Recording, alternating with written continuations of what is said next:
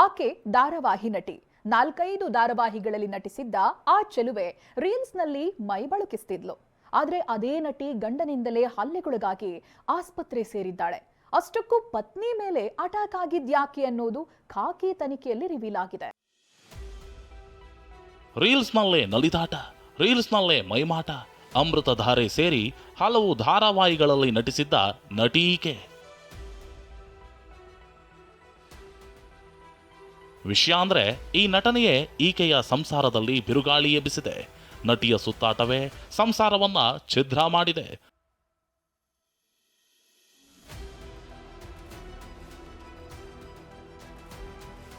ಅಷ್ಟಕ್ಕೂ ಕಿರುತೆರೆ ನಟಿ ಮಂಜುಳಾ ಮೇಲೆ ಪತಿಯೇ ಚಾಕುವಿನಿಂದ ಅಟ್ಯಾಕ್ ಮಾಡಿದ್ದ. ಇದೇ ಪ್ರಕರಣಕ್ಕೆ ಇವತ್ತು ಟ್ವಿಸ್ಟ್ ಸಿಕ್ಕಿದೆ. ಹಲ್ಲೆ ಮಾಡಿದ್ಯಾಕೆ ಅಂತ ಪತಿ ವಿವರಿಸಿದ್ದಾನೆ. ಗಂಡನಿಂದಲೇ ಕಿರುತೆರೆ ನಟಿ ಮೇಲೆ ಅಟ್ಯಾಕ್. ನಟಿಮಣಿ ವಿರುದ್ಧವೇ ಗಂಡನಿಂದ ಸಾಲು ಸಾಲು ಆರೋಪ.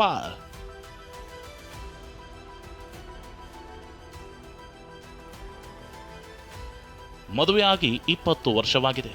ಎದೆ ಎತ್ತರಕ್ಕೆ ಬೆಳೆದ ಮಕ್ಕಳಿದ್ದಾರೆ. ಇಷ್ಟಾದ್ರೂ ನಟಿ ಮಂಜುಳಾ ಅಲಿಯಾಸ್ ಶ್ರುತಿ ಸಂಸಾರ ಸರಿದಾರಿಯಲ್ಲಿ ಸಾಕ್ತಿರ್ಲಿಲ್ಲ. ಪತಿ ಅಮರೇಶ್ ಹಾಗೂ ಶ್ರುತಿ ನಡುವೆ ನಿತ್ಯ ಒಂದಿಲ್ಲೊಂದು ಕಿರಿಕ್ ಆಗ್ತಾನೇ ಇತ್ತು. ಆದರೆ ಮೊನ್ನೆ ಅಂದ್ರೆ ಜುಲೈ 4ರಂದು ಗಂಡ ಹೆಂಡತಿ ಜಗಳ ವಿಕೋಪಕ್ಕೆ ಹೋಗಿತ್ತು.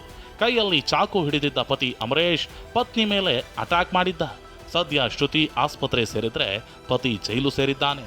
ಪೊಲೀಸರ ತನಿಖೆ ವೇಳೆ ಪತ್ನಿ ಮೇಲೆಯೇ 16 ಆರೋಪ ಮಾಡಿದ್ದಾನೆ. ಶೂಟಿಂಗ್ ನೆಪದಲ್ಲಿ ಮನೆಗೆ ಬರ್ತಿರ್ಲಿಲ್ಲ.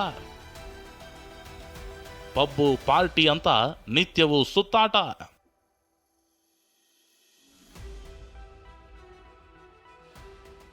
ನಾವು ಮದುವೆಯಾಗಿ 20 ವರ್ಷ ಆಗಿದೆ. ನಮಗೆ 2 ಹೆಣ್ಣು ಮಕ್ಕಳಿದ್ದು ಶ್ರೀನಗರದಲ್ಲಿ ಮನೆಯನ್ನ ಲೀಸ್ ಹಾಕೊಂಡು ವಾಸವಾಗಿದ್ದೇವೆ. ಮನೆ ಜವಾಬ್ದಾರಿಯನ್ನೆಲ್ಲ ನಾನೇ ನೋಡಿಕೊಳ್ತಿದ್ದೆ. ಆದರೆ ಶ್ರುತಿ ಶೂಟಿಂಗ್ ನೆಪದಲ್ಲಿ ಸರಿಯಾಗಿ ಮನೆಗೆ ಬರ್ತಿರ್ಲಿಲ್ಲ. ಪಬ್ಬು ಪಾರ್ಟಿ ಅಂತ 15 ದಿನ ಆದರೂ ಮನೆ ಕಡೆ ಹೆಜ್ಜೆ ಆಗ್ತಿರ್ಲಿಲ್ಲ. ಈ ಸಂಬಂಧ ಇಬ್ಬರ ನಡುವೆ ಜಗಳ ಆಗ್ತಿತ್ತು. ಅಷ್ಟೇ ಅಲ್ಲ, ನನ್ನ ಹಾಗೂ ಮಕ್ಕಳಿಂದ ದೂರವಾಗಿ ಅಣ್ಣನ ಮನೆ ಸೇರಿಕೊಂಡಿದ್ಲು. ರಾಜಿ ಪಂಚಾಯಿತಿ ಬಳಿಕ ವಾಪಸ್ಸಾಗಿದ್ಲು. ಆದರೆ ಭೋಗ್ಯಕ್ಕೆ ಇರೋ ಮನೆಯನ್ನ ಖಾಲಿ ಮಾಡೋಣ ಅಂತ ಹೇಳ್ತಿದ್ಲು. ಇದರಿಂದ ಜಗಳ ಆಯಿತು ಅಂತ ಹನುಮಂತನಗರ ಪೊಲೀಸರ ಮುಂದೆ ಅಮರೇಶ್ ಹೇಳಿದ್ದಾನೆ. ಕೊಲೆ ಮಾಡಲು ನಿರ್ಧರಿಸಿ ಅಟ್ಯಾಕ್. ಚಾಕು ಇರಿತದ ವೇಳೆ ಕ್ಷಮೆ ಕೇಳಿದ್ಲಂತೆ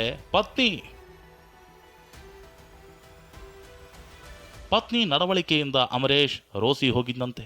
ಹೀಗಾಗಿ ಆಕೆ ಕಥೆಯನ್ನ ಮುಗಿಸಲು ನಿರ್ಧರಿಸಿದ್ದ. ಆದರೆ ಚಾಕುವಿನಿಂದ ಅಟ್ಯಾಕ್ ಮಾಡ್ತಿದ್ದಂತೆ ಇನ್ಮುಂದೆ ನೀನು ಹೇಳಿದ ರೀತಿ ಕೇಳ್ತೇನೆ ಅಂತ ಕಾಲು ಬಿದ್ದಿದ್ದಂತೆ. ಹೀಗಾಗಿ ಜುಲೈ 4ರಂದು ಕೊಲೆ ಮಾಡದೆ ಬಿಟ್ಟೆ ಅಂತ ಅಮರೇಶ್ ಹೇಳಿದ್ದಾನೆ.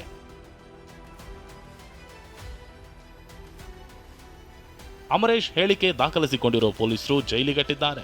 ಇದರ ನಡುವೆ ಇಬ್ಬರ ಫೋನ್ಗಳನ್ನ ವಶಕ್ಕೆ ಪಡೆದಿದ್ದು ಸಂಸಾರ ಹಳಿತಪ್ಪಿದ್ದು ಎಲ್ಲಿ ಅನ್ನೋ ಬಗ್ಗೆ ಪೊಲೀಸರು ತನಿಖೆ ಮಾಡ್ತಿದ್ದಾರೆ. ರಾಜಪ್ಪಾಜಿ ನಾಯಕ್, TV9 ಬೆಂಗಳೂರು.